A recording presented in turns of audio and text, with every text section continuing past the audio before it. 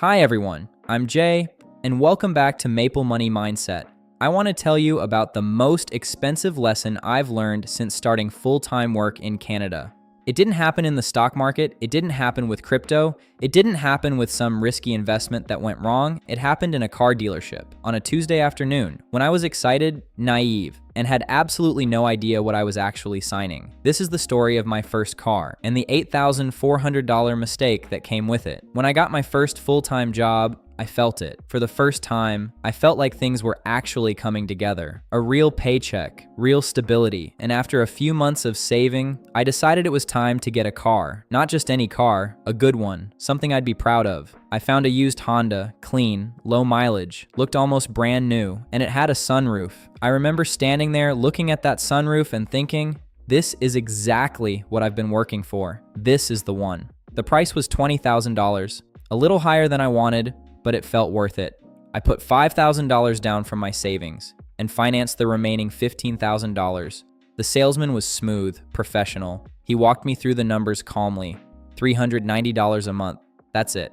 Just $390. I looked at my salary. I looked at $390 and I thought, yeah, I can do this. This is completely fine. Imagine this. You're sitting across a desk from a salesman. Papers on the table, pen in your hand, you're smiling, excited, completely unaware of what those numbers actually mean over 5 years. That was me. I signed the papers feeling proud. I drove home with the windows down, sunroof open, feeling like I had actually figured something out for the first time. What I didn't fully understand that day was what 9% interest actually means over 5 years. Let me show you what I really agreed to, because I didn't understand it then.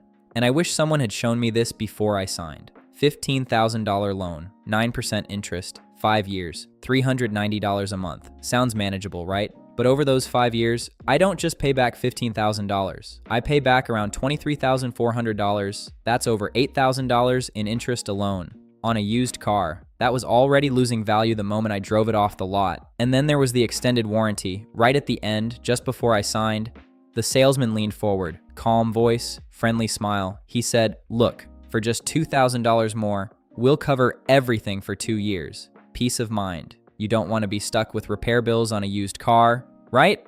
I said yes. Of course I said yes. I was already excited, already committed, and he made it sound like the responsible thing to do. I never used that warranty, not once. Not a single claim in 2 years. $2,000 gone for absolutely nothing. So the real cost of that car, $20,000 purchase price, plus $8,400 in interest, plus $2,000 for a warranty I never used, $30,400 for a used Honda. I didn't realize any of this in year one. Year one, I was just happy. The car looked great. It drove well. I felt good. The excitement was real. But somewhere in year two, something changed. I got into investing, started learning about compound interest, ETFs, TFSAs, started actually looking at my monthly expenses for the first time. And I saw it. $390 every single month, leaving my account without fail, for a car I'd already stopped being excited about. The sunroof I loved so much when I bought it, I hadn't opened it in over a year and a half. The feature that sold me on the entire car, the thing I was genuinely excited about, had become just a part of the roof. And that's when it hit me. Slowly, not all at once, just piece by piece. I didn't need a $20,000 used Honda. I needed a $7,000 used Honda that got me from A to B. And the difference, plus the interest, plus that $2,000 warranty, that money could have been sitting in my TFSA right now, growing, compounding, working for me, instead of sitting depreciating in a parking lot. If I had invested just $390 a month for those 5 years into XEQT instead, at 8% average returns, I'd have around $28,000 in my TFSA today. Instead, I have a used Honda with a sunroof I never open. Now I'm not telling you don't buy a car. You might need one. I needed one too. But here's what I wish someone had told me before I walked into that dealership. 1. Buy the cheapest reliable car you can find in cash. A $6,000 to $8,000 used Toyota or Honda will get you everywhere a $20,000 car will. The features stop exciting you faster than you think. 2. If you must finance, never accept anything above 5% interest. 9% on a depreciating asset is one of the most expensive financial mistakes a young Canadian can make. 3.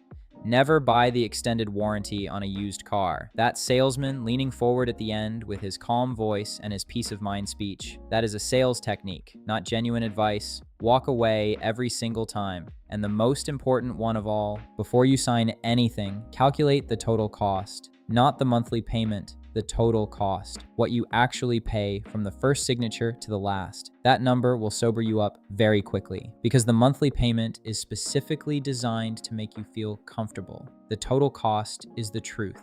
I still drive that Honda every single day, and every single month when that $390 leaves my account, I think about what that money could have been doing instead. That's the thing about financial mistakes. They don't hurt once. They hurt every single month, quietly, until the last payment is gone. Learn from my sunroof. If this saved you from making the same mistake, share it with someone who is about to walk into a dealership right now. Thanks for watching Maple Money Mindset. Don't forget to like, share, and subscribe for more simple and practical content just like this.